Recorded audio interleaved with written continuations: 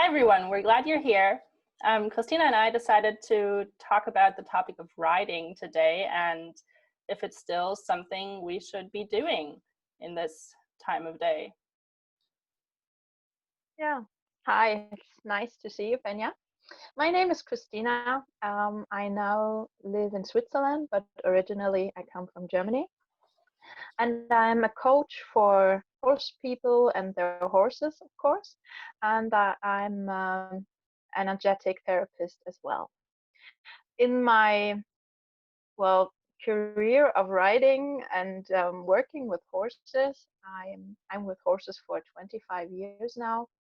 I did a lot of like leisure riding. I did classical dressage, even some horseback archery. I did lots of trail riding and just everything that seemed to make fun for me and for the horse. And my main concern always, and especially in the last years, always had been the well-being of the horse, the health of the horse. But yeah, in the last couple of weeks, um, there's a there's a shift in awareness, and there are many more informations I came to that changed my view of how we interact with horses and how we train horses. And so I'm really glad we talk about this topic today because it has a lot to do with riding. Yes, totally. Yeah, so I'm Fenya. I also work in the horse world. I'm an equine body worker and relationship coach. So yeah, I do osteopathy, acupuncture, and massage work, aside from, again, teaching people or coaching people to a better relationship with their horse. Yeah, for me, it's kind of similar to how it is for Kristina. It's just really, really important to me that the horse is healthy, and not just physically, but also mentally. And so yeah, happy and healthy and in a peaceful state of mind. And yeah, me too. I come from a classical dressage background, and yeah, have been riding for most of my life. And about 6 years ago, I got my mare, my first own mare. And yeah, that started me on a very interesting journey, which I at first did not want to listen to. But over the years, my mare has taught me so much. She's been my greatest teacher. And yeah, thankfully, eventually I started listening to her, and listening to her yelling at me to question what I was doing and to think about what I was doing and maybe just change something. And yeah, I've changed a lot in the ways I relate to horses and the ways I do things with horses and just am with horses. And yeah, I'm also really glad that we decided to come together and talk about this today, because it's a topic that's close to my heart. And I think honestly, I think this is something that's important to almost everyone in the horse world. I think everybody who owns a horse or who leases a horse wants their horse to have the best life and wants their horse to be happy and healthy. Yeah, so this brings me to the point that, yes, what we're going to be talking about is a very, very controversial topic. And yeah, it's just, we really do not want to step on anybody's toes. This is our journey. We're just sharing where we are with you. We're sharing what we found out. And what we can hope for is just that maybe you'll go ahead and question what you are doing, or just look at what you are doing and maybe think about if you are doing everything that's necessary to have your horse have a happy and healthy life. But it's just really important to us that we do not provoke anybody and we do not step on anybody's toes, and just to really make it really clear that this is where we stand right now. It's our truth. And yeah, I really hope you enjoy our talk and share any thoughts and comments you'd like with us. And yeah, I think that'll get us started. Mhm. Yeah, thank you. So yeah, we wanted to start talking about the tradition about horses and people, which goes far beyond what we normally think of. We started, we probably started to ride horses about 5,000 years before our time. So that's just a huge amount of time people spending time with horses, but in the most common sense, using horses, using them for food, for transportation, for war, whatever you can think of. And in the last, well, couple of years only, if we see the whole time span, um, we are not as dependent on horses anymore. We have them as a hobby, as a people would say as a pet. Um, we um, we don't need them for transportation anymore. We yeah we try to have a good time with them. So that's something new, but still we are kind of stuck in these old traditions where we have we have more information right now, but we are not questioning enough, I think.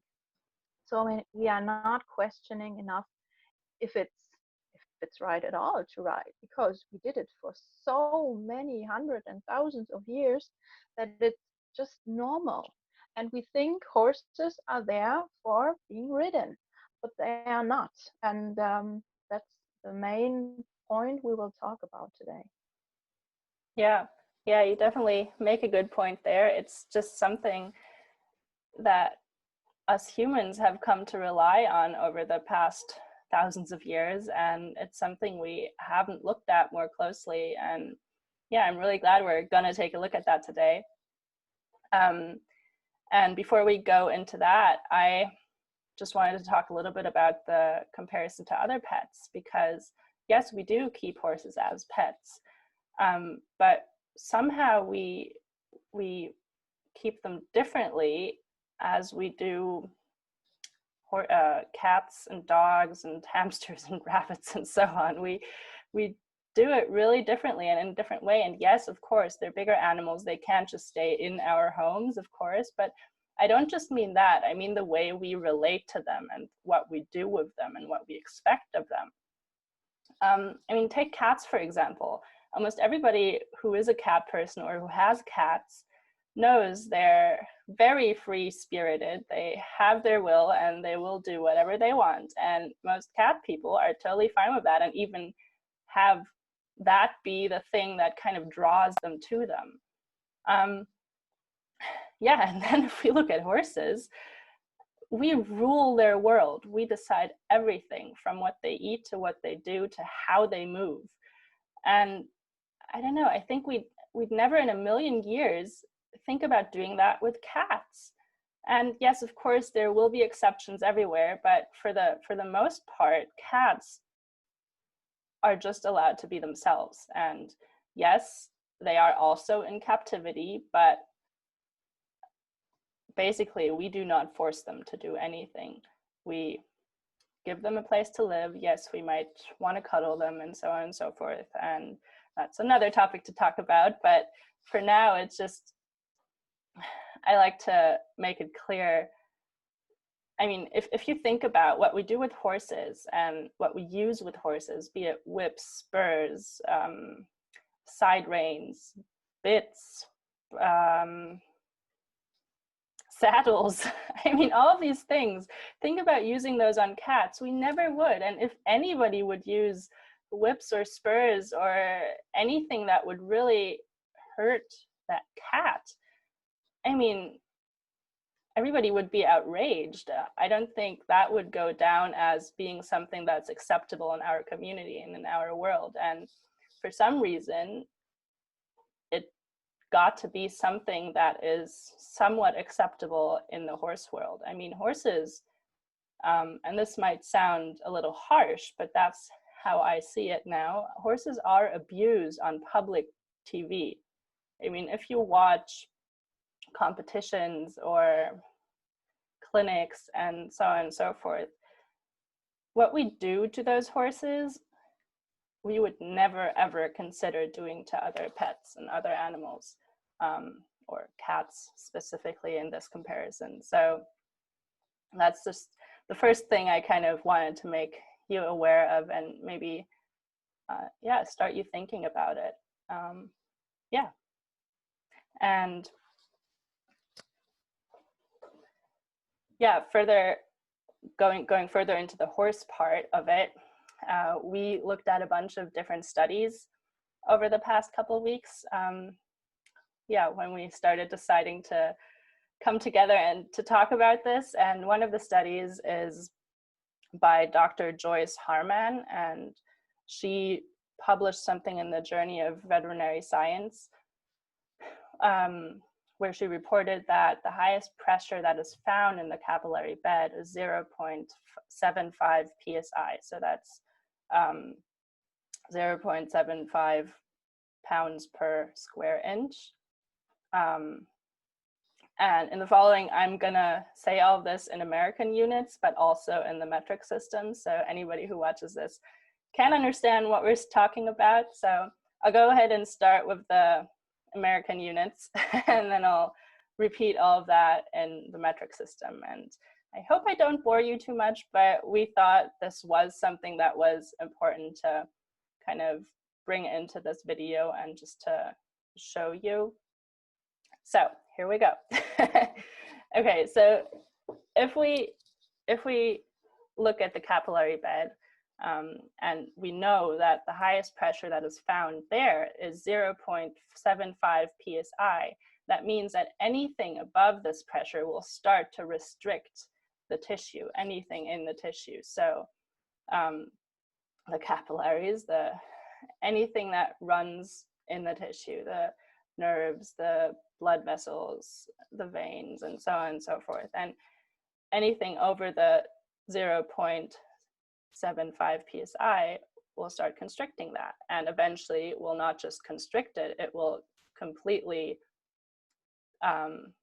bring it to a standstill, bring everything to a stop, pretty much. So what we want to look at is a normal dressage saddle. And normal dressage saddles nowadays are about 20 pounds heavy. Well, I mean, you'll have saddles that are heavier, you'll have saddles that are lighter, but if you look at a normal saddle and then you look at the panels of the saddle, so the actual part that's going to be on the back of the horse, that's what we went to look at a little bit more closely and measured kind of the area we will have in total that will be on the horse's back. So if we say 1/2 of a panel, so the 1/2 that'll be on one side of the horse's back would be about 4 inches wide and 17.5 inches long, depending, of course, on the saddle. And that in square inches is about 70 square inches. And of course, we have 2 panels, so we have 2 sides. So we'd have about 140 square inches that we'd have that's actually on the horse that has the ability to equally distribute the pressure. Just a note here, that is only if the saddle fits 100% and really, really distributes the pressure equally everywhere. And that is the case in maybe 0.1% of the saddles, which is a really sad number to see, but I'll go more into that later. But just know, so we have about 140 square inches that we can put this pressure on. And then if we go back to see, okay, if we have 0.75 psi, which is the normal pressure in the capillary bed, and then we do the math and see, okay, how much pressure could we have in total if we have 0.75 psa on every square inch of surface we just calculated. So that gives us about 105 pounds that we can weigh being on the saddle, and that is minus the weight of the saddle. So you have to subtract the weight of the saddle, because of course that already gives you some sort of pressure. So yeah, basically we could weigh about maybe 80 pounds and that just means with our 80 pounds, that would only mean that we don't constrict anything, but we will go more into what other things it can cause. But first I'm gonna do all of this in the metric system again. So if we look at the metric system, 0.75 psi is about 50 grams per square centimeter. So that means you have 50 grams of pressure on 1 square centimeter. Now, if we look at the panels again of the saddle, we have about, one panel would be about 10 centimeters wide and 45 centimeters long. So that would be 450 square centimeters. Take that times 2, you have 900 square centimeters in total. Now, if we do the math there, we'll have about 45 kilos that we could weigh in total, including the saddle. Now, a generic saddle is about 10 kilos, give or take. So that leaves us with about 35 kilos of weight that we could have in our body to not restrict any of the motion and fluids in the capillary beds. And I mean, aside from kids, I don't know any grown-up who weighs only 35 kilos. So that's my first big thing. And again, that's only if the saddle fits 100% and you really have these 50 grams per square centimeter on each of those square centimeters. And that's almost impossible, I think. And then what we wanted to talk about a little bit is, so I think every one of us has had the sensation of our limbs falling asleep. So we sit somewhere and our body might tell us eventually, well, hey, body, you gotta move, otherwise something's gonna happen. And this feeling we get is kind of uncomfortable. It might even be pain sometimes, or most of the times, honestly, for me anyway. If I sit somewhere, maybe cross-legged or something, and my body starts hurting in certain parts, it's warning me that, hey, something's going on here, you gotta move your body, otherwise it's gonna fall asleep. And if we don't listen to that, which we probably oftentimes don't, that limb or that arm or whatever, that falls asleep. And I mean, we all know what that feels like, this numb feeling, numb sensation of not being able to move that anymore and just having no control over that body part anymore. But that's not the worst part. For me, the worst part is when it wakes up. So all these little prickery needles, this feeling of like 1,000 needles pricking your skin, and that is not a nice feeling at all. So we don't only have the pain before the body goes numb, so before the horse's back, if we relate this to the horse's back, we don't only have the pain before that, before it goes numb, that we have to consider. We also have the pain after it wakes up out of this numbness that we have to consider. So there have been studies that have shown that this numbness takes place after about 10 to 12 minutes of riding of consistent pressure that is above the 0.75 psi. Yeah, and I don't know, just let these numbers run for your head. I mean, for me, that was all I needed to know, honestly, but we'll give you more information, and yeah, I hope you'll think about it, at least. Yeah, when Fenya and me did these calculations, I knew some of these numbers, I knew some of this information, but when we really calculated it blew my mind. Till that moment, I was still writing, and I will talk about this later on. But then I thought, this is not possible. I always thought I would do the best I could that the horse gets even better in their health, and that if I would do everything right, everything would be fine, and even better if I wouldn't. Right. So I just couldn't handle this information for the first time, first moment, and then I knew I had to look at more studies to find out if we overlooked something, or if others overlooked something, and that we if we could find more evidence. So yeah, we did a lot of research, and let me say that first, I will not tell all the numbers and all the studies we found, but you can look them up. We will have an article there. You will find all the numbers and all the reference, and you can look for yourself. But some things I would like to share with you today. So we have one big study. The study was made in Switzerland and was published last year, so in 2019. And there were 248 horses involved in the study, and they looked if they had any signs of arthritis or pain, lameness, and stuff like that. And I knew the study before, but I thought, well, oh yeah, that doesn't sound so good, but it has nothing to do with me. So I read it last year, and I thought, well, I can keep on doing what I'm doing. Everything will be fine. It's just something to know, good to know, something like that.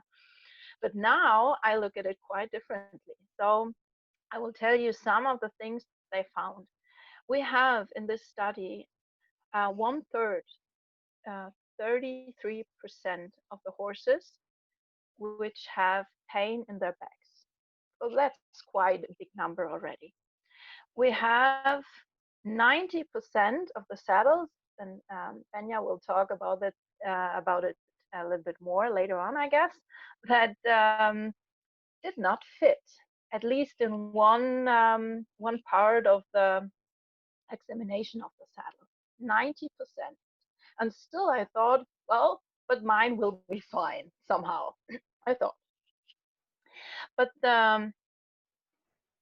the more severe information for me was that we have 52% of the horses which have arthritis in their vertical spine. So that's quite a big number, and it is a severe arthritis. And we have 45% of the horses with quite severe kissing spines. So how can we, if we see some of these numbers, and there were quite few horses which were lame as well, and the riders didn't see that. They thought their horses were fine, healthy, and everything would be okay, and they didn't know before the study. So how can we say, well, that doesn't relate to us? These are really, really big numbers. And one very important thing they found out was that there's no signs. So when you have a horse with this arthritis, kissing spines, or whatever, um, you don't have a connection between those things and the performance in riding. So you don't see it only if they are really lame and have really lots of pain, and you don't feel it as a rider. So that's very important for us to say. It's not when you have your horse and you say, well, yeah, it's not with my horse because I don't see anything, I don't feel anything, my vet says everything's okay. That doesn't mean that everything is okay, because the horses just don't show us, or they show it very lightly. They have small signs and we just overlook it. So that's for us a very, very important study and information. And the other thing is, now that you know that we have lots of problems with the pressure on the tissue and the muscles when we are riding the horses, this pressure even gets higher and higher gates.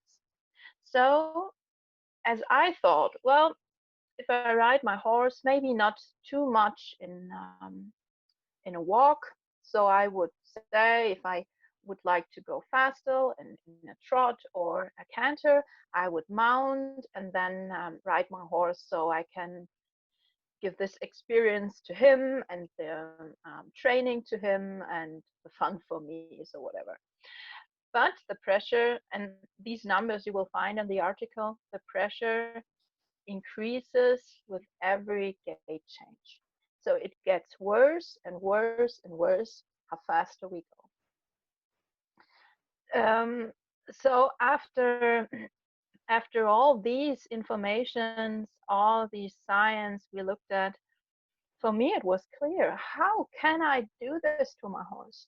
He will not tell me. And I saw this before when my saddle didn't fit quite well anymore. My horse didn't show anything. I just looked at it well during a ride and had the feeling, well, I think where the shoulders were, it was a little tight. And so it was after the ride. I looked at it on the ground as well, and he just built up muscles the weeks and months before, and it just wasn't fitting right anymore. But he didn't show. He just walked like always. And only because of my examination, I found out. So from this moment on, like it was about 2 weeks ago when we looked at all of this and looked at all of the studies, I decided I can't do that. I said my goal is the well-being and the health, and I can't train the right way and still do riding and not harm my horse. So that was quite difficult, mind blowing, and but in the end, I think it's the best choice I've made so far. Mhm. Yeah, yeah. And I think one of the big things that prevents us humans from actually seeing that there is something that might not be going quite right with us riding the horses is that we don't see damage immediately, usually. Yes, that can be the case sometimes, but oftentimes it's really just long-term damage that we see. So, for example, kissing spines, that doesn't happen overnight. That happens by riding continuously with higher pressure and having the spine in extension. And that's something, yes, we can talk about. That's another whole big topic. You can talk about how to ride, but important to us was to look at the pressure in the tissues, because that doesn't change. No matter how the horse walks or trots or canters, if it's poofed up in the withers, if it's lifting its back, and using its belly muscles and so on and so forth, it doesn't matter how it's walking. It matters what the pressure is on the tissue, but that doesn't change in how the horse walks or trots or canters. The pressure stays the same. So that's what we wanted to focus on today, instead of the structural damage that, well, yeah, I mean, that a lot of horses show, as the studies that Kristina mentioned have also shown already. And yeah, so for example, another long-term thing that some horses might show eventually are these white little hairs that grow. And those grow usually in spots where there was tons of pressure over a long period of time. And yeah, I mean, think about what would happen if you have this high pressure on your skin, on your body, on your tissue, that not only restricts the motions, but completely constricts anything that could flow in there for maybe an hour a day, maybe an hour every 2 days. But imagine what would happen if all of those things can't get through there anymore. There's so much going on in the body that needs to go places, and that wouldn't arrive anymore for that hour. And a lot of stuff can already happen in that hour. And what another study has shown, which again, you will be able to look at the things in the article that goes with this video. We just didn't want to bore you with too many numbers, so that's why we're talking about more, we're talking about it, but we're not giving you too many numbers. So yeah, what I was getting at is that the damage that happens, a long-term damage of the tissue, it kind of grows from the bone up. So that's also another reason you don't see it immediately, because the damage that actually occurs starts near the bone, so it starts near the vertebrae, and then kind of grows up to the top, to the skin, where we could see it.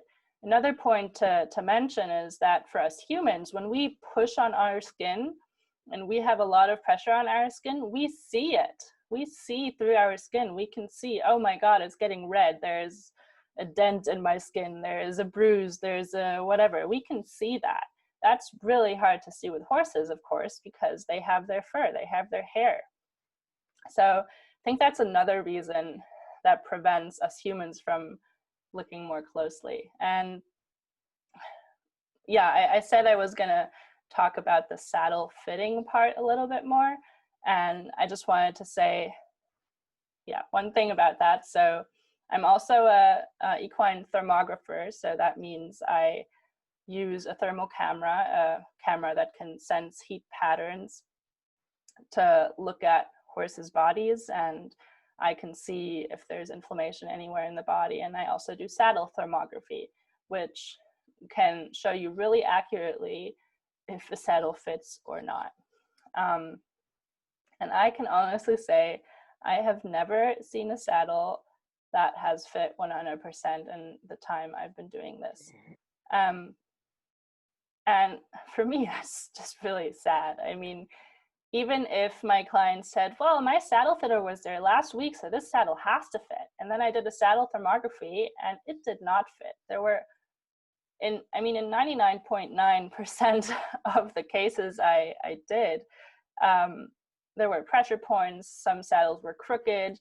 And there was just something that wouldn't fit, that would create more pressure in one area of the saddle or in two or in more. And if I know that, it's like, it's almost impossible to have a saddle that fits 100%, because we are trying to put the static thing that can't move, this object, onto a living being that moves and has motion in its body, and it's never going to be the same, and it's never going to be completely symmetrical. So it really is almost impossible to have a completely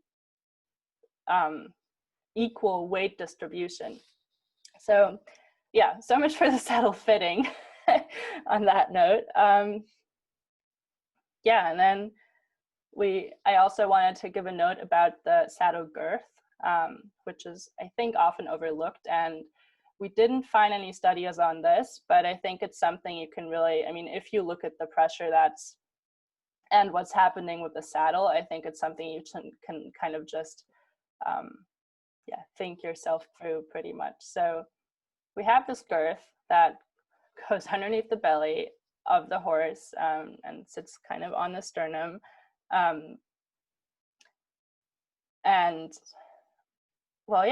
Most riders are taught that this girth is supposed to be pretty tight, so the saddle doesn't slide in any direction, so it stays where it's supposed to be. So imagine what happens when we're pulling this saddle tighter. That will increase the pressure on the back even more. And that's not just the pressure on the back, it will increase the pressure of the girth itself, of course. So you have this complete restriction all around this horse. And it's not just from the top, it's also from the bottom. So if we already have damage on top, imagine what damage we might actually have, yeah, in the area where the saddle girth sits as well. So yeah, maybe another something to think about. And yeah, that's Mm-hmm. yeah, that's it for long-term damage and Mm-hmm. just our thoughts on that. And we also wanted to um, look a little bit closer at why the horses might not be showing it. And yeah, Kristina will talk about that a little bit. Mm-hmm.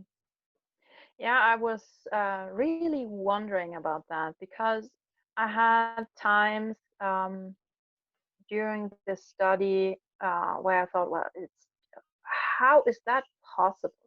If it really, if it's really painful for the horse, why didn't I see it? I just couldn't imagine how this is possible. So I thought about it, and these are some possible explanations for it. On the first hand, we have horses that are conditioned. They are conditioned to ride. Most of them were started way too young, in an age where they don't resist as much as an adult horse. So from that on, they are already not only dependent on us, but they are in a way of helplessness because they know that's what the humans want, and they also know that we won't stop until they can't anymore or something like that. But they want to, well, they, as the humans say they love their horses, and that's true. I really believe in that. And almost no matter what they do to them, only when they're really cruel. But all of us, all of you who are listening and watching, we know that you love your horse and your horse will love you back.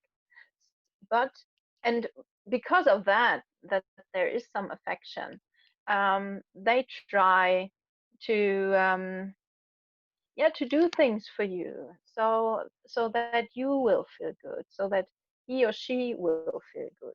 And on the other hand, they want to avoid more consequences or maybe more pain. If they, most of the horses, when they said no in the beginning, we just kept on doing it. There was no time when we saw, or when people train horses, they say, well, my horse had some problems in the beginning, and after the 10th time I thought about it, and well, maybe I will not ride this horse. No, that's not an option, because we think that's the thing we want to do with the horse. So we will just find the right way to show the horse that it's fine.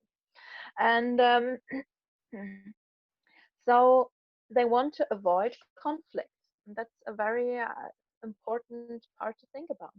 And another part is that there are chemical reactions. So when I go on a long trail ride with my horse, and after that, I come home and I look at my horse and I think, well, I think he really enjoyed that because he looks somehow maybe a little tired, but also kind of what I think is happy.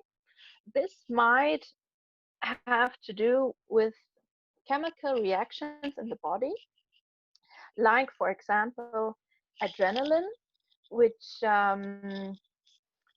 causes the horse to feel less pain. It's the same as in us, in our human body. And it would also be chemical reactions which lead to a state of euphoria.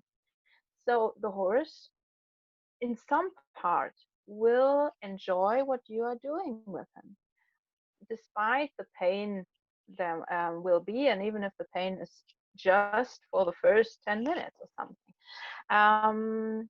So it's not so easy to tell, yeah, if the what the horse really feels. Of course, we have facial expressions, and because we humans have our own little glasses on with small filters of all kinds, um, we can we can train our view to see these facial expressions, and I did this a lot the last years. But some of it, I think I saw, but I somehow didn't want to see because I couldn't really relate to that. I thought, well, that's somehow maybe just a moment, and I didn't look at it furthermore. So yeah, the important thing for us is to say sometimes they don't show it, and sometimes they show it, but we don't want to see, and we don't look closely enough. So we have to be brave for some kind of extent to really look and feel. And yeah, we will talk about this later on when we talk about using pictures, I think. But one thing we overlook, and Fenya will talk about this, is the warming up sequence where we can see things, but we most of the time don't want to. Yeah. So yeah, what Christina is referring to is, I mean, something I'm guessing almost everyone in the horse riding world has experienced either with their own horse or has seen with other horses. So it's this phenomenon that in the first 10 to 15 minutes, you have, when you start riding the horse might seem sluggish and a little bit stiff and just not as subtle as you'd like it to be. And yeah, maybe kind of cranky and stuff like that. And I mean, that usually goes away, and like you have a lot of riders say, well, yeah, after the first 10-15 minutes my horse really wakes up and really is like uh happy to work with me, but in the first 15 minutes I always kind of have to force him through and kind of just really get him to move, and he really doesn't want to. And I mean, just thinking about that and relating it to the studies we've seen now, it makes sense. I mean, Mary Wanless said one thing that is kind of sad. I mean, but she said perhaps one of the saving graces of the horse is that squeezing the blood out of his tissue causes pain for the first 10 to 15 minutes of a ride, and then his back goes numb. And just thinking about that sentence it makes me really sad. It's like, how can that be the norm? How can that be something we see as acceptable? But she has a point as well. I mean, I'd rather have my back go numb before I continue to feel the pain. But I think this correlates with seeing this phenomenon of a lot of horses having this warm up period where they're stiff and cranky and kind of sluggish before they really start working with the human the way the human wants. And yeah, I think those are signs that we have to start seeing earlier. And those aren't the only signs, of course, but those are maybe the more obvious signs if you have the science behind it. So yeah, that's also something we wanted to make you aware of. And yeah, Christina already started talking about pictures a little bit, and we'll go into that more now. Yeah. In our opinion, videos or pictures are a very, very powerful tool to show what your horse feels. Because yes, there are slight moments. They are most of the time repeatedly shown, but because we look how we train the horse, we most of the time overlook them. And on the other hand, we are very used to pictures which show pain, helplessness, and even just maybe skeptical thoughts of the horse or something like that. And I have experienced myself with that because some years ago I needed pictures of me lunging my horse, and pictures were taken. And after that, I looked at them. I think there were 200 or even more. And I looked and thought, well, I can't use this one. I can't use that one. what's happening there? What did the photographer do? And just after a few seconds, I thought, well, this can't be just a bad moment. He took this picture because he took so many. And then I realized, no, that's not just a small part of this training. Almost all of this training, my horse didn't feel good. He felt well, I don't want to talk about what he really felt, but I saw helplessness. I saw facial expression of pain and yeah, and most of it, um yeah, this helplessness. And I couldn't use any of it, or maybe just one or two. And when I look now and look at these pictures now, I can't use even the ones I thought, well, that's quite okay, because I see even more. So on the one hand, we need training and to see these facial expressions. And on the other hand, we have to get an environment, and pictures can help to, yeah, to show us what's really going on. Because during the session I was lunging, I didn't see anything of that. I was concentrated on how my horse was walking or trotting or whatever I asked of him. But I had not, I thought, and I didn't focus on that, I had no time to look at his face. So that's a small advice. Mm, Get someone who takes pictures of you. Um, and it does not have to be a horse person. Maybe it's even better if it's not, because just let him take as much pictures in a moment as possible, so you can really see what is going on. And then, mm, as I said, now when I look at pictures, my because of all the, yeah, the path that I'm going now, I see much more, and much more detail, and especially this, yeah, this helplessness. I didn't see that almost at all before. So we really want to encourage you to look closely, to learn also, and yeah, open your heart and let it in, and then change things if needed. Mhm.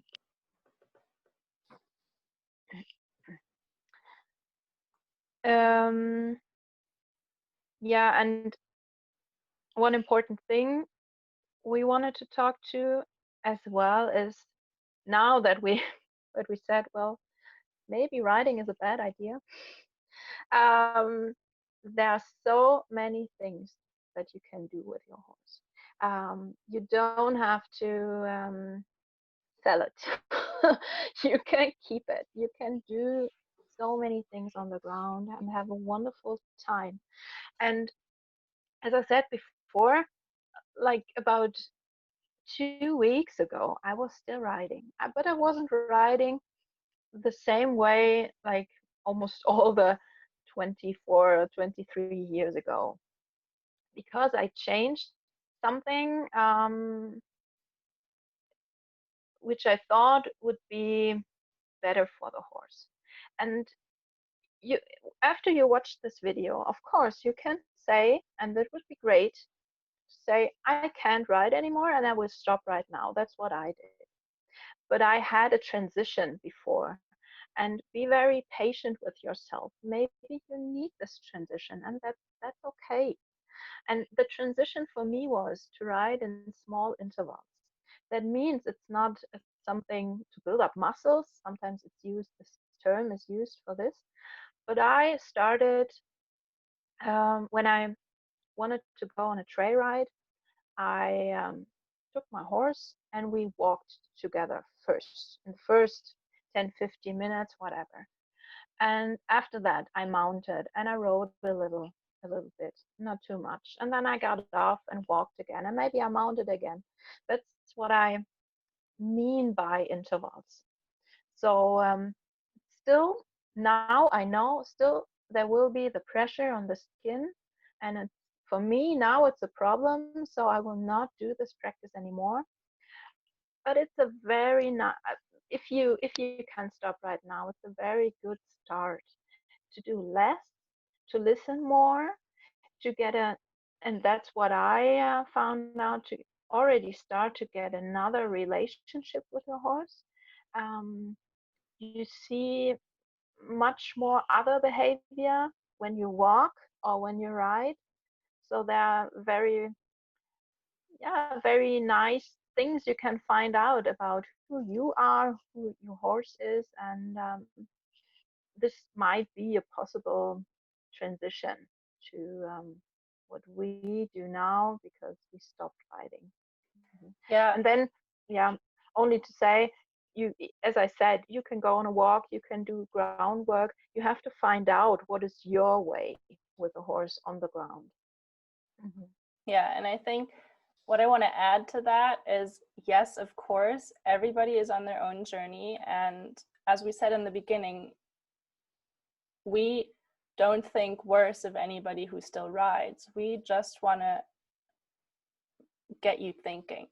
And that's all we can wish for and all we can hope for, and just hope that you take the information we provided and question what you're doing, and but keep an open mind and an open heart about what you do. And what I want to add, though, to the interval riding, because that's something I considered a while back as well.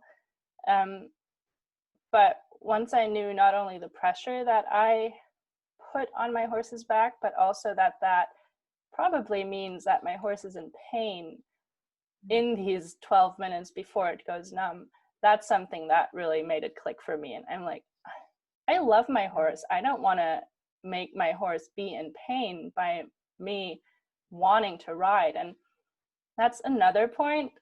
This is for us. Riding is for us. It's because we want to ride. It's because we have this thing as our hobby, and it's something that's fun for us, and we want to ride. So we do it because we think, well, I mean, oftentimes maybe we think it's good for the horse, and maybe we think we're doing it for the horse. But if you really look at it, it is for us. And that brings me to another point, which I often heard and also felt myself throughout the years. It's when riding becomes a chore, when riding becomes something that you have to do. I don't know how many friends over the years I've had in the riding world that have said, oh God, I still have to go to the stable, I still have to go to the barn, I still have to ride, I still have to move my horse, I still have to do this, I still have to, all this have to. And all this pressure that we also put on ourselves because we thought we had to do this. And I don't know, it just, when did this become so serious? We started with horses because we love them, because we love this feeling of power, but also lightness. And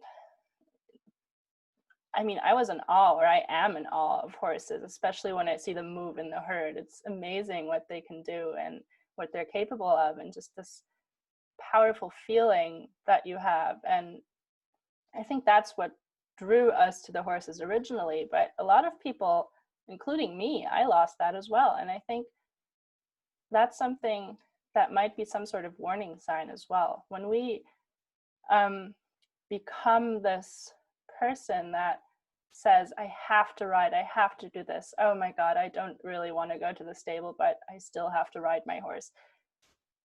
See that maybe as a warning sign of your body, that your body is trying to tell you, hey, maybe look at what you're doing. Maybe this doesn't feel right. Maybe you do have some kind of intuition, some kind of feeling in your gut that's telling you, I don't know, maybe I do need to do something different. And I mean, Kristina and I, we both know how hard this journey is. It's a journey, a very turbulent journey of emotions, with fear, anxiety, anger, frustration. I mean, I felt all of those, and I still do. And it's something that you have to have the courage to go through. But believe me when I say it's so much better on the other end. I mean, I cannot tell you how much my relationship has changed to my horse, and not just to my mare, also to other horses. And it's just such a deep and just, yeah, a really, this the communication goes to a level that's much more profound, and you have this connection with your horse that I never had before. And even if I thought I had it at Liberty work, or yeah, anything where I still forced my horse to do things for me, all of that was conditioned. All of that wasn't unconditional love between two beings. And I don't know, when I look at it now, I honestly couldn't go back to the way I was doing anything before. Um, yeah, so one more thing I wanted to say is I'm at a point today where even if my horse gives me the opportunity to hop on her back and says it's okay, because we have this good relationship, I will decline, because I, as a human, I can rationally tell, okay, if I get on here, I am going to cause some kind of damage. And as a horse, I mean, as far as we know, we humans know, they don't know what they're going to get into. So they might know, okay, it might cause a little bit of uncomfort, but I might want to do that for my human. But they don't know what kind of long-term damage that might cause. So even if we're at a point where my mare says, hey, come on, hop on, I want to take you with me, I won't do it.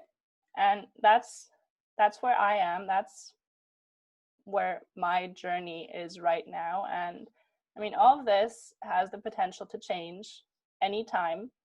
And yeah, it's just really, there is no goal in this. The journey is, I mean, the journey is what's fun and what's incredible and what's interesting and what matters and what counts. So yeah, that's where I am right now. And Kristina, maybe you want to talk a bit about yeah, what conclusions you came to. Yeah. Yeah. For me, it's no option to ride, and it's very similar to Fenya, that when the relationship is built and the horse, as she said, would say yes, um, I would, well, I would decline too, and I would ask myself as well if there's something, or why the horse um, would give me this opportunity. If there's still something in me that showed up, and the horse responded to that. So to our emotional state, we always have to look very closely as well. So the horse, is so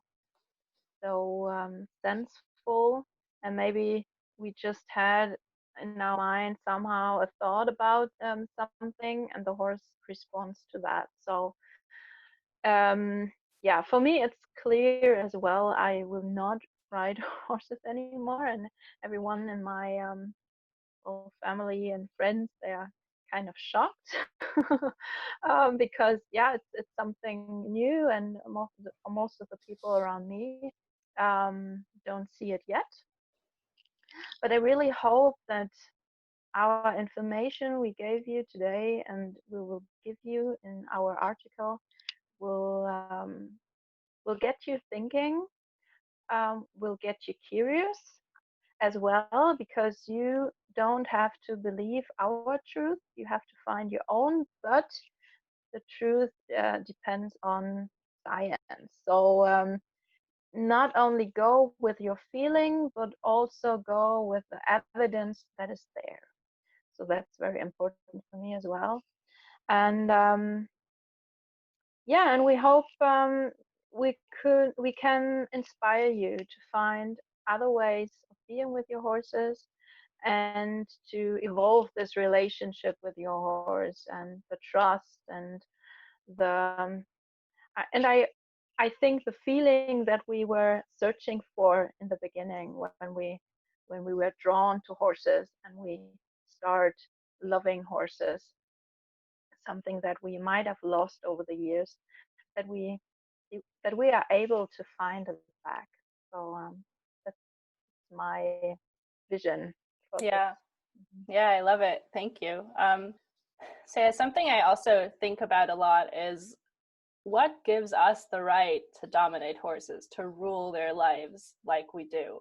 I mean, is it because we think we're the better beings, that humans are just better than other beings on this earth? And I mean, honestly, I don't have the answer to that. I just wonder and question, how can we take this power and, yeah, rule and dominate the horses and decide what's best for their body? And I don't know, that just really scrambles my brain. It's like, why are we allowed to do this to another being? I think one more thing I want to get out is that, in my opinion, the horses, they do not owe us anything. We are the ones who decided to buy them. We are the ones who decided to put them in captivity, in our captivity. We are the ones who decide what they eat, when they eat, who they live with, if they live alone, if they live in a herd, when they get to go inside, when they're outside. We decide when they move, how they move. We decide everything. We micromanage their life. And they really don't owe us anything. They don't owe us any of that. It's on us to make sure our horses have a good life. It's on us to make sure our captives, the people or the beings we hold in captivity, have a good life and are healthy, and not just healthy physically, but also mentally, so that they're happy and are at peace. And just have a fulfilling life, because that's all we can give them. And I mean, I already talked a little bit about how my relationship changed to my horse, but it has gotten so much deeper. And honestly, I just love spending time with her, unconditional time, time where I don't have an agenda. And that also, honestly, just takes the pressure off of me. I don't have this feeling of having to do something anymore. I can just enjoy the time with her and hope that she enjoys it with me. And yeah, just this feeling of maybe standing next to each other, watching the distance, or walking to next to each other in the pasture, depending. I mean, my mare lives in a super big pasture, so if we're just walking around and this just this connection, or even just watching her eat hay out of the hay rack, or grazing, or whatever, it brings me back to this feeling that originally drew me to horses. And I love feeling that connection, and I think that's what it's about for me. So as Kristina said, I really hope we maybe opened some eyes, we maybe put some question marks in your head and got you to think about some things. And yeah, if you want to know more, if you need someone to help you on this journey, feel free to reach out to any of us. Yes, this is a small niche, but we do have people in this group and it's growing day by day. So I think we'd both be really happy if you joined us on this journey. And thank you for watching, and thank you for listening. And yeah, for everybody who hasn't switched off yet and is still here with us, just thank you for sticking with this and being courageous to watch this and to have this information kind of thrown at you. And I mean, whatever you do with it is up to you. But I think we did our part, and yeah, we'll see where it goes from here. So thanks, Kristina. This was awesome. I love that we did this. And yeah, thank you. Just thank you. Yeah, thank you very much as well. And we wish you just all the best and just a great time with your horses, and take care.